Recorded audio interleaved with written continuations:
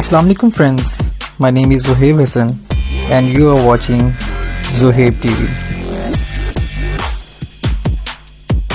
Friends, हमारे universe के इस सफर में हम अपने सबसे करीबी सियारे वीनस तक का सफर कर चुके हैं। चलिए आज उससे आगे चलते हैं, हमारी जमीन से सूरज की तरफ 7 करोड़ किलोमीटर से भी आगे, जहां सूरज की तपिश इतनी ज्यादा है कि हमें यहां नहीं आना चाहिए था। लेकिन ठहरिए, ये जो हमारे ह्यूज स्टार सूरज के सामने ये जो नुक्ता सा चला जा रहा है ना, ये हमारे सोलर सिस्टम का सबसे पहला और सबसे छोटा सियारा मरकरी है।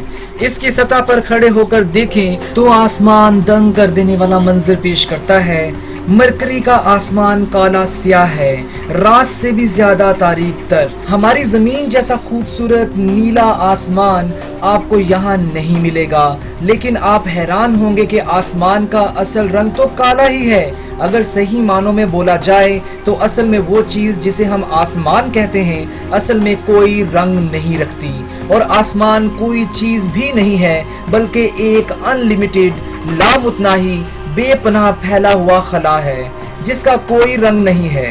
तो फिर हमें जमीन से आसमान नीला क्यों नजर आता है? इसके बारे में जानने से पहले ये जान लीजिए कि सूरज की रोशनी 7 रंगों पर मुश्तमिल होती है। ये रंगों का फर्क दरअसल वेव लेंथ का फर्क है।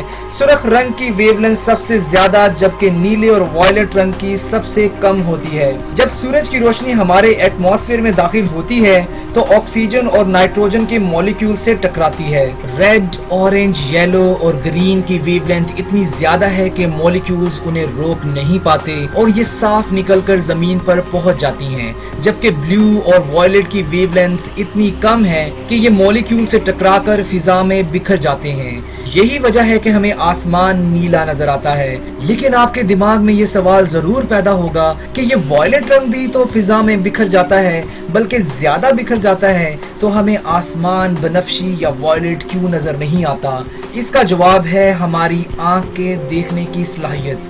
हमारी आंख की बनावट ऐसी है कि ये नीले रंग के लिए ज्यादा सेंसिटिव है, यानी उसे ज्यादा आसानी से अंडरस्टैंड करती है। इसलिए हमें आसमान में फैला बनफशी रंग नजर ही नहीं आता, जबकि वायलेट रंग वहाँ मौजूद होता है। जबकि कुछ जानदार ऐसे हैं जो छोटी से छोटी वेवलेंथ वाले कलर्स को भी आसानी से कैच कर लेते हैं, जैसे शहद की मक्खी और अकाब वगैरह। और ये ऐन मुमकिन है कि इन जानवरों को आसमान नीला नहीं बल्कि वायलेट कुछ ऐसा नजर आता है। क्योंकि मरकरी के गिर्द जमीन जैसा कोई गैसों का हाला मौजूद नहीं है, इसीलिए सूरज की 7 रंग वाली रोशनी यहाँ सीधी पड़ती है और सूरज चमकता दमकता सुनहरा और आसमान तारीक नजर आता है। ना तो मरकरी का कोई एटमॉस्फेयर है, बल्कि वीनस ही की तरह इसका कोई चांद भी नहीं है।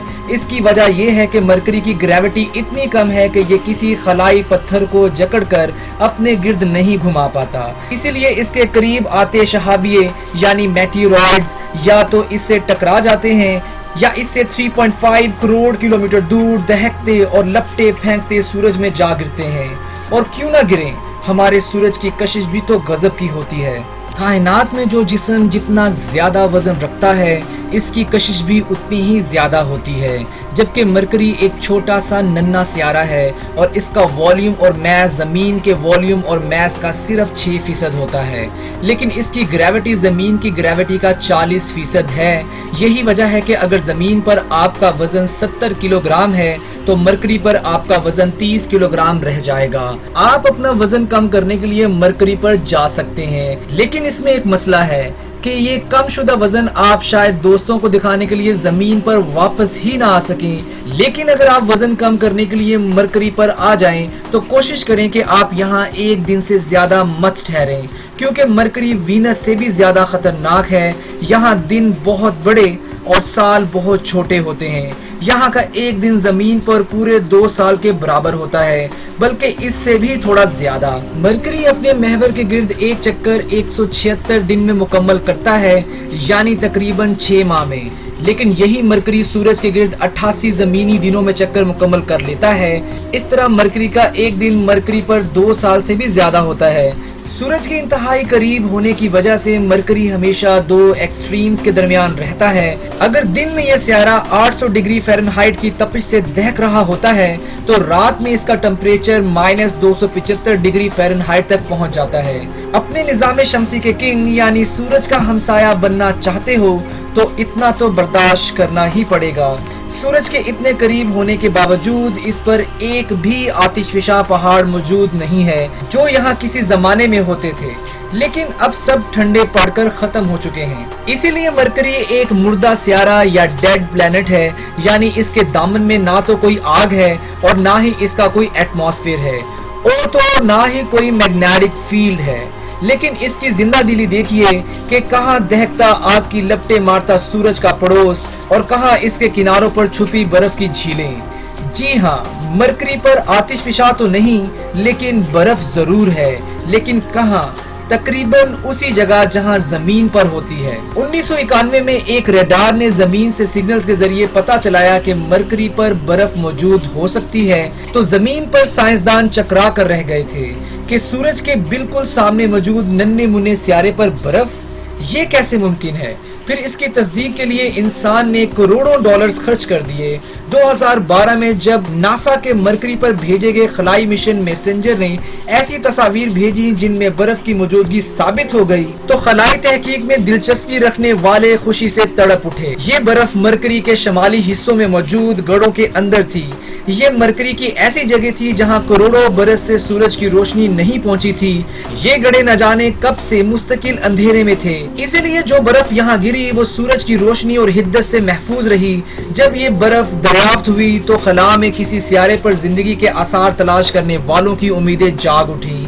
बहुत से साइंसदानों को यह भी ख्याल आया कि हो सकता है कि इसी बर्फ की तह में कोई एक खुलिये पर मुश्तमिल जिंदगी मौजूद हो, कहीं कोई एक जरासीम, कोई एक अमेबा, कोई एक बैक्टीरिया वगैरह।